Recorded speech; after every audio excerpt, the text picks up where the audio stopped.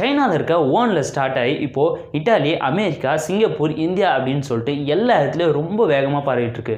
நான் எதை பற்றி பேசுகிறேன்னு உங்களுக்கு தெரியும்னு நினைக்கிறேன். கொரோனா வைரஸை பற்றி தான் பேசுகிறேன். ஆமாம், COVID-19 அப்படின்ற இந்த டிசீஸை பற்றி தான் நம்ம இந்த வீடியோவில் பார்க்க போகிறோம். ஆனால் இந்த டிசீஸ் பார்த்திங்கன்னா பர்டிகுலராக ரெஸ்பிரேட்டரி சிஸ்டம் மட்டும் தான் தாக்குமா, அது ஏன் அப்படின்றத பற்றி சயின்டிஃபிக் எக்ஸ்ப்ளனேஷனை நம்ம இந்த வீடியோவில் இன்னும் கொஞ்சம் டீப்பாக பார்க்கலாம்.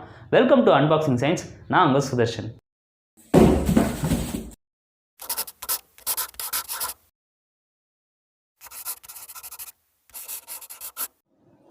இப்போ வந்திருக்க இந்த புது கொரோனா வைரஸை பற்றி நம்ம தெரிஞ்சுக்கணும்னா ஒரு 20 ஆண்டுகள் பின்னோக்கி செல்ல வேண்டியிருக்கோம். ஆமாங்க, ஃபஸ்ட்டு கொரோனா வைரஸ் பார்த்திங்கன்னா பிட்வீன் 2002 to 2003 தான் எமர்ஜ் ஆச்சு.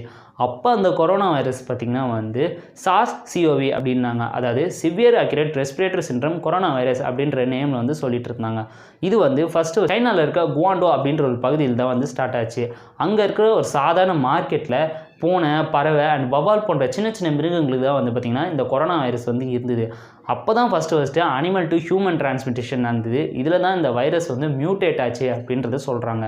இதனால் அந்த வைரஸில் ஒரு 8000 பேருக்கு மேலே பாதிக்கப்பட்டிருந்தாங்க. அதில் ஒரு 800 பேருக்கு மேலே இறந்தும் போயிருந்தாங்க. ஸோ இதனால் சைனாவோட மார்ட்டாலிட்டி ரேட் பார்த்திங்கன்னா ஒரே வருஷத்தில் 9% இன்க்ரீஸ் ஆயிடுச்சு.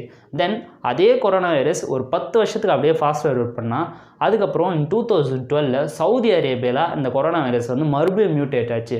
அப்போ அந்த கொரோனா வைரஸோட பேர் என்னன்னு பார்த்தீங்கன்னா MERS-CoV அப்படின்னாங்க. அதாவது Middle East respiratory syndrome corona virus அப்படின்னு சொல்கிறாங்க. இதே மாதிரி சின்ன சின்ன அனிமல்ஸ் நடுவில் இந்த கொரோனா வைரஸ் மறுபடியும் மியூட்டேட் ஆகி பார்த்திங்கன்னா கேமல்ஸ் போக ஆரம்பிச்சிது. ஸோ கேமல் நடுவில் இந்த வைரஸ் மியூட்டேட் ஆகி அதிகமாக வளர ஆரம்பிச்சிது. அதுக்கப்புறம் கேமல்ஸில் மனுஷங்களுக்கும் கொஞ்சம் கொஞ்சமாக போக ஆரம்பிச்சிது. இப்படி ஒரு அனிமலில் உருவாகி அது இன்னொரு அனிமல்ட்டு போயிட்டு மனுஷங்களுக்கு வரதா இன்டர்மீடியட் ஹோஸ்ட் இல்லைனா இன்டர்மீடியட் அனிமல்னு சொல்லுவாங்க. ஸோ இந்த MERS are intermediate animal camel அப்படின்றது தெரிஞ்சுது. ஸோ இந்த மாதிரி பார்த்திங்கன்னா இந்த கொரோனா வைரஸ் 2வது டைம் மியூட்டேட் ஆகி 2012 வந்தது அப்படின்றாங்க. ஸோ இப்போ வந்திருக்க இந்த புது கொரோனா வைரஸ்க்கும் 20 வருஷத்துக்கு முன்னாடி பேசுகிற அந்த கொரோனா வைரஸ்க்கும் என்ன சம்மந்தம் இருக்குது அப்படின்னு நீங்கள் கேட்கலாம். வெல், இந்த கொரோனா வைரஸில் இருக்க ஜீனோம், அதாவது ஜீனோம்னா என்னன்னு பார்த்தீங்கன்னா ஒரு வைரஸோ இல்லை ஒரு பாக்டீரியாவுக்கோ எப்படி வளரணும், அதோட ஷேப் அண்ட் சைஸ் எப்படி இருக்கணும், அதோட ஃபங்க்ஷன்லாம் என்ன அப்படின்ற இன்ஃபர்மேஷன்லாம் பார்த்திங்கன்னா இந்த ஜீனோமில் இருக்கும். ஸோ இந்த ஜெனட்டிக் இன்ஃபர்மேஷன்லாம் பார்த்திங்கன்னா அந்த பழைய சார்ஸ் கொரோனா வைரஸோட 76% மேட்ச் ஆகுது அப்படின்றாங்க. அதனால் இந்த சார்ஸ் கொரோனா வைரஸோட பேரையே இதுக்கும் வச்சுட்டாங்க. அதுதான் சார்ஸ் கொரோனா வைரஸ் 2 அப்படின்ற மாதிரி வச்சுருந்தாங்க. ஸோ இந்த மாதிரி மேட்சிங்கால் தான் பார்த்திங்கன்னா அந்த வைரஸில் என்னென்ன ப்ராப்ளம்லாம் எடுத்துகிட்டு வருதோ அதே மாதிரி சிமிலர் சிம்டம்ஸ் தான் இந்த வைரஸும் எடுத்துகிட்டு வருது.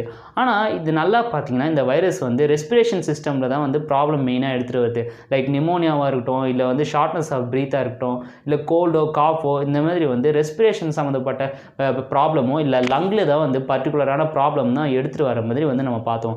அது ஏன் பர்டிகுலராக அங்கே மட்டும் டார்கெட் பண்ணுது அப்படின்ற சயின்டிஃபிக் இன்ஃபர்மேஷனை நம்ம பார்ப்போம். இந்த கொரோனா வைரஸ் ஒரு மனுஷனுக்குள்ளே ஊடுருவதுக்கு பார்த்திங்கன்னா 2 பாசிபிலிட்டி இருக்குது. அதாவது ஒருத்தர் கை வைக்காமலோ இல்லை ப்ரொடெக்ஷனே இல்லாமல் தும்புறதுனாலையோ இரும்புறதுனாலையோ அந்த இரும்பல்லேருந்து வர நீர்த்துளிகள் பக்கத்தில் இருக்க இன்னொரு மனுஷனுக்கு போயிடுச்சுன்னா அந்த நீர்த்துளிகளை கொரோனா வைரஸ் இருந்ததுன்னா பார்த்திங்கன்னா வேறு ஒரு மனுஷனுக்கு ஈஸியாக இன்வேட் ஆகிடும். அப்படி இல்லைனா அவங்க கையை வச்சு இரும்பும் போதோ தும்பும் போதோ அந்த கையை ஒரு சர்ஃபேஸில் வச்சுட்டாலோ அதில் இருக்க அந்த நீர்த்துளிகளில் வேறு யாராவது தெரியாமல் கை வச்சுட்டா கூட அந்த வைரஸ் அவங்க மேலே தோற்றிக்கும். இப்படி அந்த ஏறின வைரஸ் பார்த்திங்கன்னா எப்படி நமக்குள்ளே ஊடுருவோம்னா அப்பர் ரெஸ்பிரேட்டரி ட்ராக் அப்படின்னு சொல்லப்படுற நோஸ், மவுத் இல்லை வாய்ஸ் பாக்ஸான லாரன்ஸ் ஃபேரிஸில் தெரியாமல் கைப்பட்டுட்டாலோ அந்த வைரஸ் ஈஸியாக இன்வேட் ஆகிடும். ஸோ இப்படி இன்வேட் ஆன இந்த வைரஸ் பார்த்திங்கன்னா நம்ம லோவர் ரெஸ்பிரேட்டரி ட்ராக்குக்கு போகும். அந்த லோவர் ரெஸ்பிரேட்டரி ட்ராக் என்னென்னு பார்த்தீங்கன்னா ப்ராங்கைல்ஸ், லங்ஸ் அண்ட் ஆல்வியோலை சாக்ஸ் அப்படின்னு சொல்லப்படுறது தான் இந்த லோவர் ரெஸ்பிரேட்டரி ட்ராக். ஸோ இதுக்குள்ளே போன இந்த வைரஸ் நம்ம உடலில் இருக்க உயிர் அணுக்களோடு பார்த்திங்கன்னா சேரத்துக்கு ட்ரை பண்ணும். அது எப்படி சேரும்னா இந்த பர்டிகுலர் கொரோனா வைரஸில் பார்த்திங்கன்னா ஸ்பைக்ஸ் அப்படின்னு சொல்லப்படுற ஒரு ப்ரோட்டீன் இருக்குது. இது இந்த வைரஸ் சுற்றி முட்கள் மாதிரி சின்ன சின்ன ஸ்ட்ரக்சராக இருக்கும். அண்ட் நம்ம உயிரணுக்கள்லையும் பார்த்திங்கன்னா இந்தமாதிரி சின்ன சின்ன ஸ்ட்ரக்சர் இருக்கும். அதுதான் ரிசெப்டார் அப்படின்னு சொல்லுவாங்க. ஸோ இந்த ரிசெப்டாரும் இந்த ஸ்பைக்கும் ஒன்றா ஜாயின் ஆகணும். அப்படி ஜாயின் ஆகணும்னா நம்ம உயிரணுக்களில் கரெக்டான ரிசெப்டார் இருந்தால் மட்டுமே தான் பார்த்திங்கன்னா இந்த ஸ்பைக்ஸோட ஜாயின் ஆகும். அப்படி இருக்கிற ரிசெப்டார் தான் ACE2 அப்படின்றாங்க. அதாவது ஆஞ்சியோஸ்டின் கன்வெர்ட்டிங் என்சைம் 2 அப்படின்னு சொல்லப்படுற இந்த ரெசெப்டார் தான் வந்து பார்த்திங்கன்னா அந்த ஸ்பைக் ரெசெப்டாரை வந்து கரெக்டாக வந்து மேட்ச் ஆகும். இப்படி மேட்ச் ஆகிறது வந்து பார்த்திங்கன்னா இந்த வைரஸ் வந்து ஈஸியாக வந்து நம்ம உயிரணுக்குள்ளே வந்து போக ஆரம்பிச்சிடும். ஸோ இந்த கொரோனா வைரஸில் இருக்க இந்த ஸ்பைக் ப்ரோட்டீனும் நம்ம உயிரணுக்களுக்குள்ள இருக்க என்சைம் ரிசெப்டாரும் மேட்ச் ஆகி பைண்ட் ஆகுது தான் பார்த்திங்கன்னா enzyme lock and key reaction அப்படின்னு சொல்கிறாங்க. இந்த ரியாக்ஷனுக்கு அப்புறம் இந்த கொரோனா வைரஸ் வந்து நம்ம உயிரணுக்களுக்குள்ளே இன்வைட் ஆகி அதிக அளவில் இதுமாரி வளரும். அது எப்படி ஒரு வைரஸ் வந்து நம்ம உயிரணுக்களுக்குள்ளே யூஸ் பண்ணி வளருது அப்படின்னு பார்க்கறதுக்கு முன்னாடி ஜென்ரலாக வைரஸ்க்கும் மற்ற உயிரணுக்களுக்கும் இருக்கிற டிஃப்ரென்ஸை நம்ம தெரிஞ்சுக்கலாம். வைரஸில் பார்த்திங்கன்னா வந்து டிஎன்ஏ இல்லை ஆர்என்ஏ அப்படின்ற ஸ்ட்ரக்சர் மட்டும்தான் இருக்கும். இதில் தான் பார்த்திங்கன்னா அந்த வைரஸ் வந்து ஃப்யூச்சரில் டெவலப் ஆகிறதுக்கு அந்த ஷேப் அண்ட் ஸ்ட்ரக்சர்லாம் டெவலப் ஆகிறதுக்கான ஜெனட்டிக் இன்ஃபர்மேஷன், அதாவது மரபணு கூறுக்கள்லாம் வந்து இந்த டிஎன்ஏ இல்லை ஆர்என்ஏல தான் இருக்கும். அதே இந்த நம்மளோட உயிரணுக்களில் பார்த்திங்கன்னா வந்து டிஎன்ஏ ஆர்என்ஏ இருக்கும். அதுலேயும் பார்த்திங்கன்னா ஏகப்பட்ட சின்ன சின்ன ப்ரோட்டீன் ஸ்ட்ரக்சர்ஸ்லாம் இருக்கும்.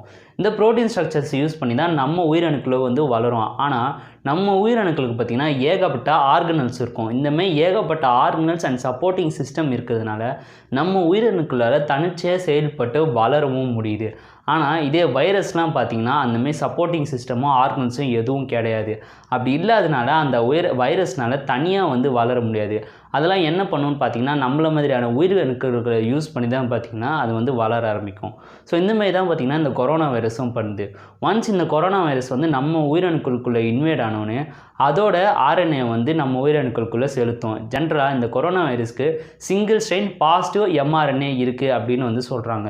இந்த எம்ஆர்என்ஏ வந்து நமக்கு உடம்புக்குள்ளே செலுத்தும் போது அதுதான் வந்து நம்ம மெசேஞ்சர் ஆர்என்ஏ அப்படின்னு சொல்கிறோம். இந்த மெசேஞ்சர் ஆர்என்ஏ வந்து என்ன ஆகும்னு பார்த்திங்கன்னா நம்ம உடம்புக்குள்ளே இருக்க ரைபோசோம் அப்படின்ற ஒரு ஆர்கனில் யூஸ் பண்ணி டெவலப் பண்ணும். இந்த ரைபோசோம்ன்ற ஆர்கனில் என்ன பண்ணுன்னு பார்த்திங்கன்னா நம்ம உயிரணுக்களுக்குள்ளேயும் டிஎன்ஏ இருக்குதுன்னு சொன்னோம் பார்த்திங்களா, அந்த டிஎன்ஏ வந்து ப்ரோட்டீன் ஸ்ட்ரக்சர்ஸை வந்து ரிலீஸ் பண்ணும். ஏன் அப்படின்னு பார்த்திங்கன்னா நம்ம உடம்புக்கும் நம்ம தேவையான கெமிக்கல் அண்ட் பயாலஜிக்கல் காம்பனன்ட்ஸை ரெடி பண்ணுறதுக்கு அந்த ப்ரோட்டீன் ஸ்ட்ரக்சரை ரிலீஸ் பண்ணும். அதை வந்து ரைபோசோம் படித்து அதுக்கு தேவையான ப்ரோட்டீன்ஸ் அண்ட் அதர் பயாலஜிக்கல் காம்பனன்ட்ஸ்லாம் வந்து ரெடி பண்ணும். ஸோ அதேமாரி தான் பார்த்திங்கன்னா இந்த வைரஸில் இருக்க ஆர்என்ஏ வந்து இந்த ரைபோசோம்குள்ளே செலுத்தி அதுக்கு தேவையான ப்ரோட்டீன்ஸ் அண்ட் பயாலஜிக்கல் கெமிக்கல் காம்பனன்ட்ஸ்லாம் வந்து உருவாக்கிக்கும். இப்படி உருவாக்குன இந்த பயாலஜிக்கல் அண்ட் கெமிக்கல் காம்பனன்ட்ஸை எண்டோபிளாஸ்மெட்டிக் ரெட்டிகுலம் கோகை பாடி அப்பரேட்டஸ் இன்டர்மீடியட் கம்பார்ட்மெண்ட்டில் பார்த்திங்கன்னா இந்த வைரஸ் வந்து யூஸ் பண்ணி டெவலப் பண்ணும். டெவலப் ஆகிற அந்த ப்ரோட்டீன்ஸ் வச்சு தான் பார்த்திங்கன்னா இது வைரஸாக வந்து ஒரு ஸ்டேஜில் வந்து கன்வெர்ட் ஆகும். ஒன்ஸ் இந்த வைரஸாக இது வந்து டெவலப் ஆகிடுச்சு பார்த்திங்கன்னா இது வந்து அந்த உயிரணுக்களுக்குள்ளேருந்து வெளியில் வந்து மற்ற உயிரணுக்களையும் பார்த்திங்கன்னா அதிக அளவில் தாக்கி அந்த வைரஸ் வந்து அந்த ரெஸ்பிரேட்டரி சிஸ்டம் ஃபுல்லாக வந்து இப்படி தான் வந்து ஸ்ப்ரெட் ஆகுது அப்படின்றது வந்து சொல்கிறாங்க. ஸோ கொரோனா வைரஸ் எப்படி உடம்புக்குள்ளே இன்வைட் ஆகுது, அது நம்ம உடம்புக்குள்ளே எப்படியெல்லாம் ஒர்க் பண்ணுது அப்படின்ற சயின்டிஃபிக் இன்ஃபர்மேஷன்லாம் இந்த வீடியோவில் நீங்கள் ரொம்ப இன்ட்ரெஸ்ட்டாக புரிஞ்சிருப்பீங்க அப்படின்றத நான் நம்புகிறேன். ஸோ இந்த வீடியோ உங்களுக்கு ரொம்ப பிடிச்சிதுன்னா அந்த ஒரு லைக் பட்டன் ப்ரெஸ் பண்ண முடியுமா? ஸோ நெக்ஸ்ட் வீடியோ பண்ணுறதுக்கு அது ரொம்ப மோட்டிவேஷனாகவே இருக்கும். ஸோ இந்த மாதிரி சயின்டிஃபிக் இன்ஃபர்மேஷன் அண்ட் எவிடன்ஸ் வீடியோஸ்லாம் வந்து நீங்கள் பார்க்கணுன்னு நினச்சிங்கன்னா மறக்காமல் அன்பாக்சிங் சயின்ஸுக்கு சப்ஸ்கிரைப் பண்ணுங்கள். அண்ட் பக்கத்தில் இருக்க அந்த பெல் ஐக்கானையும் கிளிக் பண்ணுவாங்க. ஸோ நெக்ஸ்ட் வீடியோ போடும்போது உங்களுக்கு அப்டேட் வந்துகிட்டே இருக்கும். அண்ட் இதே மாதிரி பார்த்தீங்கன்னா உங்களுக்கு நிறைய சயின்டிஃபிக் வீடியோஸ் அண்ட் இன்ஃபர்மேஷன்ஸ்லாம் வந்து நான் வீக்லி போஸ்ட் பண்ணுறேன். என் சோஷியல் மீடியா பேஜஸையும் வந்து மறக்காமல் ஃபாலோ பண்ணிக்கோங்க. ஸோ உங்கள் ஃப்ரெண்ட்ஸ் அண்ட் ஃபேமிலிக்கும் வந்து பார்த்திங்கன்னா இந்த வீடியோவை வந்து கண்டிப்பாக வந்து ஷேர் பண்ணிகிட்டே இருங்க. அண்ட் கொரோனா வைரஸோட தப்பான மிஸ்லீட் இன்ஃபர்மேஷனை தயவு செஞ்சு வேறு யாருக்கும் தெரியாமலோ இல்லை அதை பற்றின ஆதாரங்களும் இல்லாமல் ஷேர் பண்ணிடாதீங்க. ஸோ இந்த மாதிரி இன்ட்ரெஸ்டிங்கான வீடியோவை நெக்ஸ்ட் டைம் நான் உங்களை மீட் பண்ணுறேன். Until then, it's bye from Sudharsun.